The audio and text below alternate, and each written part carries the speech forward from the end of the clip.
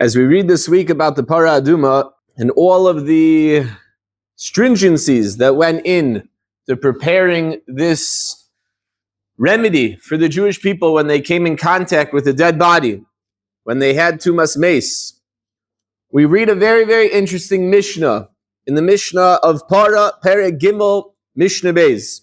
The extent that Klal Yisrael went to ensure that this water that was used for the Para Aduma was free of any concern of tumas mace. The Mishnah says, Chatzeros hayu b'Yerushalayim benuyos al gabe sela, that there were these communities, there were these courtyards that were built on top of these rocks, v'tachteihem chalul, and underneath the communities over there, the chatzer, in between the rock, it was empty. Mipnei kever hatohom. It would be built on a rock so that there would be no concern that maybe there were any bodies buried there.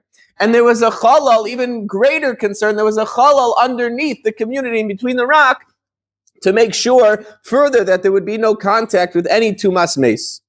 Umevian nashim ubaros. Listen to what they did. They would bring pregnant women, holy pregnant women. They would bring them there that had no chashash that they had come in contact with any mason, and they would bring them to this little community, the Yoldos Sham, Umigadlos Sham es B'neihem. They would bring the pregnant woman to this community, they would give birth there, and they would raise their kids in this like little quasi Los Alamos, type of community. Let's bring everyone over here and make a fake little town in order to ensure that this water for the Para Aduma is going to be safe. Umevian shvarim ve'al gabeim tlasos. Even further, they would have these children grow up there, and when they were old enough, and when it was time to make the Para Aduma mix, they would bring shvarim. They would bring an ox over there, and they would put on the back of this ox a big wooden door. A big wooden door in order to protect whoever was on top of the door from the tumas mace.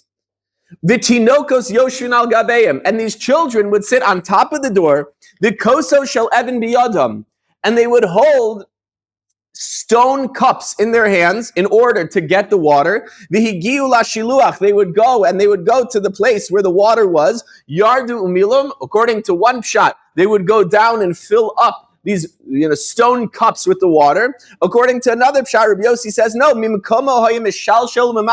they didn't even want to get off the doors. They were so nervous that maybe they would come in contact with something that potentially was tamei mace, that they would have a little string, lower the cup, the stone cup, into the water, and they would pull it up, and that's how they would get the water. They would go. Next Mishnah, Bo'la Harabayas v'yardu. They would go to Harabayas, and they would get to the place, and they would bring this water. It was not contaminated. This was years and years and years in the making, in order just that the water should not become tamei lames. They would drag these pregnant women out of their homes, bring them to this chatzer, make sure they didn't come in contact with anyone, have these kids grow up without any other children around in this crazy fake chatzer on top of a rock town. They would bring them on top of a wooden door, on top of the shvarim with the stone cups in their hands and do this whole thing. They would lower down the cups into the water, bring them just to the Beis HaMikdash, and guess what happened next? Tosfos asks a crazy question. The Gemara says in Sukkah Daf Chaf Aleph, brings down this whole Mishnah in Para, and Tosfos asks a Gevaldige kasha. Uktzas tema. This is a little strange. Uktzas tema. Ma moil miluizeh. What was this all good for? Years in the work. Years of the trying to get these women out of their beds and into this town, and they give birth there, and they set up a whole school there, and they had a whole playground and everything, just to get these kids to come on top of the door, on top of the shvarim, all the way to Harabayis.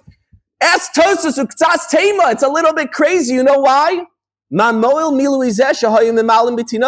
Sof. If you keep reading in the Mishnayos and Para, you start learning the Torah a little bit more about how they would prepare this Para Aduma water. Sof ba'inan ish b'shas kiddush shenosin ha'efer b'mayim. At the end of the day, when they needed to be mekadesh the water, Or b'shas hazah to Rabbi Yehuda. It's a machlokus in the Gemara there, whether or not it's the hazah that needs the ish, or whether it's the kiddush of the mind that needs the ish. But at the end of the day, there's some process in bringing this water that's going to need someone else besides for this tinok. Whether it's going to be the being mekadosh the water, or whether it's going to be the hazah of the mechatas, maybe that guy, the ish, whose mother wasn't dragged out of her home and brought to the town on top of the rock, on top of the kollel, and that guy didn't come on top of the wood door, on top of the shvarim with the stone cups all the way to Yerushalayim. Maybe that guy, that morning, had just come in contact with someone who was Tamei Meis. So Tosfos asks, what's this whole rigmarole? What's this whole play that we're putting on? When at the end of the day, you know 100% there will be someone else in this mix. You're going to need a gadol for something, whether it's the kiddush of the mayim, whether it's the hazah of the mayim. You're going to need someone else who didn't have all of these wonderful, upbringings in this crazy town to make sure that it was safe from no tumas meis. So what's the point? Why are we putting these women through all this struggle, raising their kids alone over here on the chutzner, on top of the rock, on top of the whole? It's crazy. Answers Tosfos, such an amazing life yesod. Answers Tosfos. What we can do, we do. Simple. What we can do, we do. You're right. There's gonna be something we're gonna fall short in. There's gonna be something that's not going to be 100% perfect. But we're not gonna let that prevent us from trying to do the most that we can. We're not going to let that prevent us from trying our hardest to maintain Kedusha when it comes to this water. So you're right. We're never going to reach 100%. So you might say, Tosfos' kasha is, why even begin? If you're never going to reach 100%, why go through all the work? Why go through all of the stress and all of the tsuris, moving the women out of their house, onto the courtyard, on top of the rock, on top of the this? What are we doing? Answers Tosfos, a life yesod. Masha yachol l'sakin, what we can fix, what we can do, what we can put the effort in for, misakin. What we can do, we do. Now, how many of us have ever had the thought, what good is it when I learn Torah? I'm never going to know it all. What good is it that I learn halacha? I'm not going to be a posek. I'm never going to get to that place where I'm going to reach the 100%. I'm never going to be the great Rav. I'm never going to be that gadol. I'm never going to be the top of the top of the top. What's it worth even trying? Says Tosfos, Masha yachol l'sakin misakin. What you can do, you do. There's a famous story by Rabbi Baruch Ber. It's been told in many different iterations. But the Talmidim once came to Rabbi Baruch Ber, the great gadol ador, and they went and they asked him, said, how did you become Rabbi Baruch Ber? We understand you were a Talmud Reb Chaim, you were like the Talmud Reb Chaim. Like, how did you become who you became? And he answered them after some, back and forth. I'm not that great. You are that great. I'm not that great. So Reb Baruch Ber answered them. He said, when I was a bacher in yeshiva, I always tried to answer. I always tried to see if I could guess what Rabbi Kiva Eger's kasha would be. I'd go through the Gemara, I'd be learning Maseches Kedushin, I'd be learning Maseches Bava Kama, and I'd try my hardest to figure out what is Rabbi Kiva Eger going to ask on this question? What is Rabbi Kiva Eger going to ask on this Tosfos? And so I worked, and then I would look it up, and sometimes I was right, sometimes I was wrong, but guess what? In my process of trying to be Rabbi Kiva Eger, I became Rabbi Baruch Ber. I wasn't going to ever reach it. I was never going to be Rabbi Kiva Eger. I was never going to get to that 100% of the greatest mind of his generation. I was never going to be that gadol. But you know what? I worked, and masha yachol l'sakein misaknin. We hear amazing stories about kavana in tefillah and the incredible intent that people put into their davening. And we look and we're like basically struggling over the pashut taich of the words.